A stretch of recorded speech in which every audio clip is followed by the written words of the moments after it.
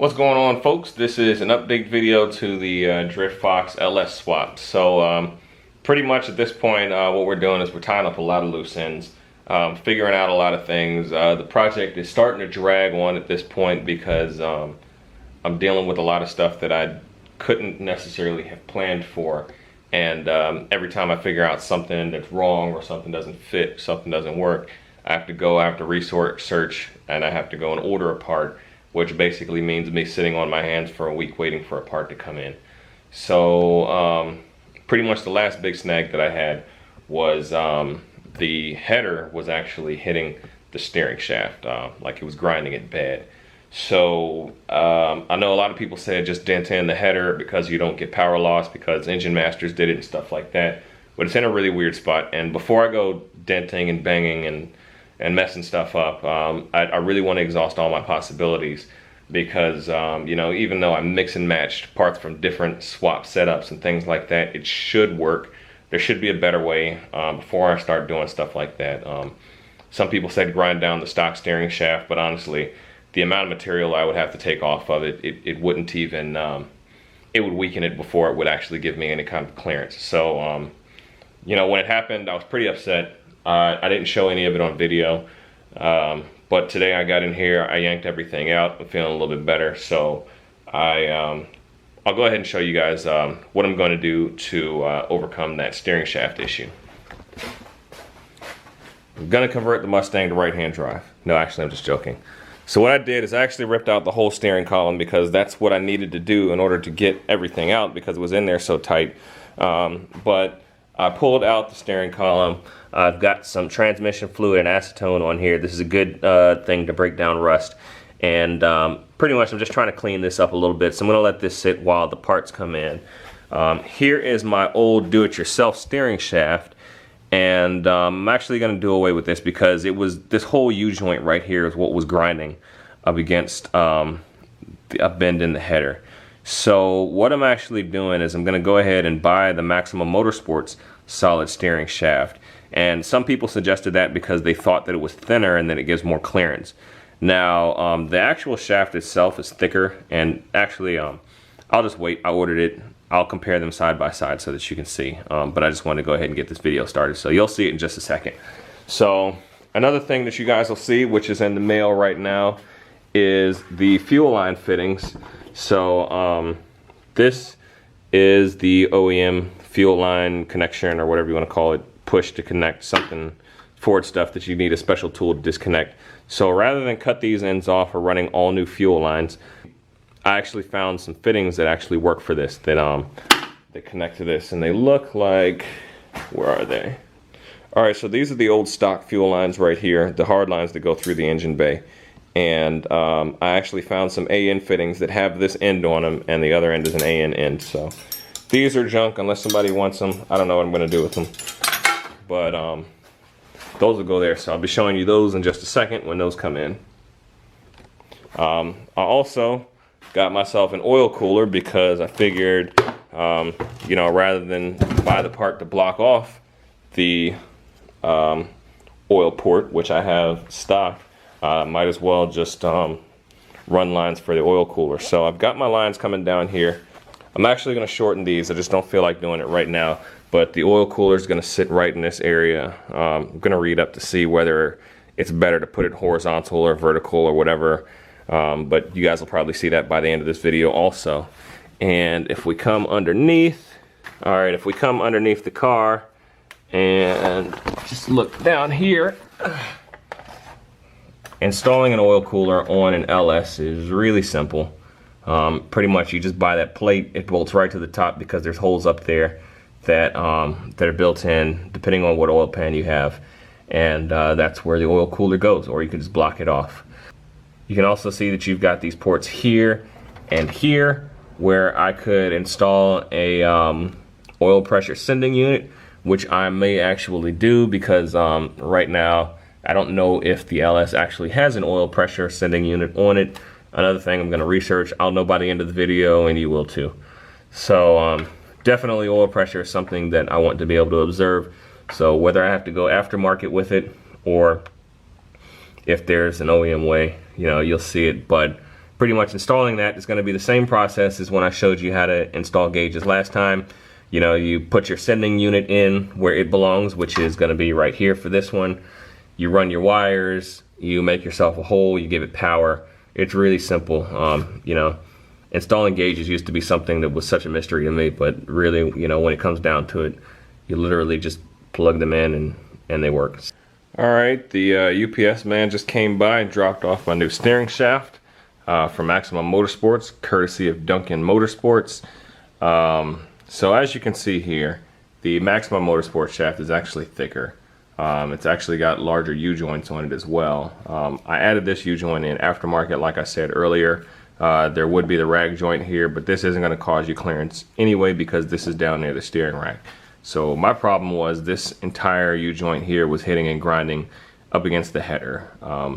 As you can see, this one here is rounded, but it's also a lot beefier, and it extends down further. So that is where I was hoping to gain more clearance, and I'm not thinking that I'm going to get more clearance here. Maybe the rounded shape will help it to turn a little bit better if it does touch, but the other thing I was counting on was that on the Maximum Motorsports website it says that this is a telescoping rod, and it is, but it only gets shorter.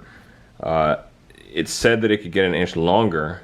Maybe I misread it, but it can only get shorter. I was hoping that I could make this rod longer and actually make the end of my steering column shorter. As you can see, you can push that thing in and pull it out, but that's not the case. The cool thing is, if you're not dealing with stupid issues like me, this feature right here is going to allow you to put this thing in and out without removing your steering rack or without unbolting your steering rack, so that's cool for you. For me, I'm hoping that maybe I can extend this out as far as it can possibly go, which will push all of this downwards and maybe give me the clearance while this is compressed. I really don't know, because I think it was making, I mean, you can even see the scratches here. It was making contact all the way from here to here. Honestly, I think I'm going to be bashing the header in. So aside from this major snag that I have right here, which I'm really, you know, crossing my fingers and praying that I'm going to be able to fix, everything else is going well. I've got my throttle cable in place. That's hooked up to the gas pedal. So it was really cool to hit the gas pedal in this car again and actually feel it doing something. The clutch is hooked up. I'm going to make an actual heat sink for that clutch cable, so you guys stay tuned for that if you guys are worried about burning up the clutch cable on the long tube headers, because this one sits really close. I've got my vacuum lines all hooked up. I've got my catch can in right now. I've got part of my fuel regulator in. I had my power steering pump mocked up, which is right there, but I had to take that out just because I was anticipating taking the header out, but we'll see what goes on with that. I'm still hoping I don't have to do that. And then there's the wiring harness. So I've got the whole wiring harness all connected inside the engine bay. So what I'm going to do is I've got this end here, which is going to run to the ECU, which will be inside the car, but I want to show you guys how simple they made this. I'm still going to need some supervision putting this thing in, but basically what you've got here is you've got your power cables, which power things, and they're labeled. All of these wires, let me see, all of these wires have words on them, and they tell you exactly what they need to go to. So you've got your power cables here. So I think one's constant 12 volt and one is a trigger wire, which goes to your ignition. We've got a wire here for the fan, so that allows the ECU to tell the fan what to do. What else? We got like 4 other wires. They're all labeled. This is awesome. But I don't know, I'm not going to sit here and read them to you, but one goes to the fuel pump, one goes to the tachometer, and 2 of them do something else. But anyways, this is really simple. So I'm going to feed this through that hole right there. That'll be inside the car. And the ECU, which is underneath that pile of junk, is going to go inside the car somewhere. So yeah, you know, aside from this disaster right here, things are going well. So alright folks, boom, like magic, the parts have arrived thanks to YouTube. You guys don't have to wait for parts. come in the mail. So anyways, these are the two pieces that I'm going to need. As you can see, these are the part numbers that you're going to need. And I'm thinking this is pretty much Mustang specific or Ford specific, because I don't know what else out there uses this style connectors. But just like I showed you on the old fuel lines, which are now gone, these parts are going to go into the stock fuel lines. So I'll go ahead and show you what I did in the meantime. The stock fuel lines come up underneath the car through here, through the wheel well, and then they actually dip down and they go up into the engine bay that way. What I've done is I actually straightened out this section right here and ran them into this little tray area here where the intake normally goes. And I drilled some holes, I sent them up straight through. And now we've got the return line, which comes up directly underneath my regulator, and the return is under here. And we have the feed line, which goes into here, passes straight through, goes over into my fuel rail. So pretty much all I got to do is push in those connectors, and we can connect the fuel lines. And once that's hooked up, the fuel system will be completely hooked up. And that's one more thing we can cross off of the list. I've got some other things I want to show you guys, but I think I'm going to make separate videos on those, just because it was so hard for me to find information on how to put this thing in. I want to make a separate video for this. What else do we have? Actually, before I finish up, I'm going to go ahead and fabricate a bracket for my oil cooler, and I'll show that to you guys. And then the last thing, oh yeah, also we have to set up some oil pressure sensors, so that'll be in an upcoming video as well. And also, one of these days we're going to get around to finishing that as well. Alright, so I've got my oil cooler mocked up how I want it. Pretty much I'm going to mount it vertically, which doesn't affect the function of it. In my opinion, I feel like this is going to make it function better. So this is the outlet line from the motor. So the oil is actually going to flow in here. It's going to flow down the radiator like a waterfall, and there will always be a pool of it down here at the bottom, so that there won't be any air bubbles going in that way when it goes back into the motor. So that's my theory on how things work. I feel like this is the best way to put it.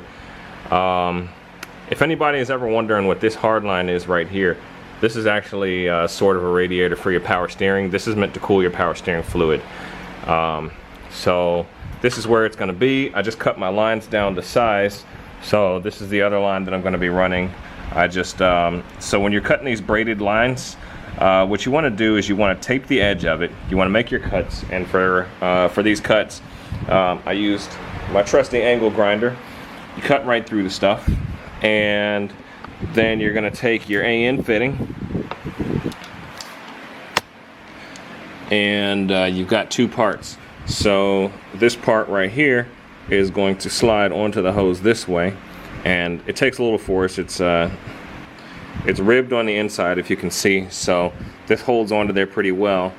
And then you take this portion right here, and so this is going to be all together, and then you feed this down inside the tube, and as you tighten it down, it actually clamps down onto the walls of this tube and basically makes it impossible for these two ends to come apart. So ever since I've been clipping AN lines together, this has been really cool. I love AN lines. This is so much better than anything else.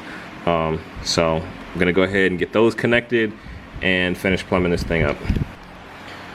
Alright folks, so that's the finished product. Got the oil cooler in, just like I showed you guys. That's pretty much it for this video. So stay tuned for more updates coming up. Catch you guys next time. Alright folks, here's a quick update. This video is so out of sequence, it's crazy. But long story short, I went and picked up a set of shorty headers. The steering shaft didn't fit. The shorty headers also don't clear the steering shaft. So these bad boys are gonna have to go up to DSK to get some custom welding done to them. So you'll be seeing that when I go up there. Hopefully that's very soon. So that's about it on that.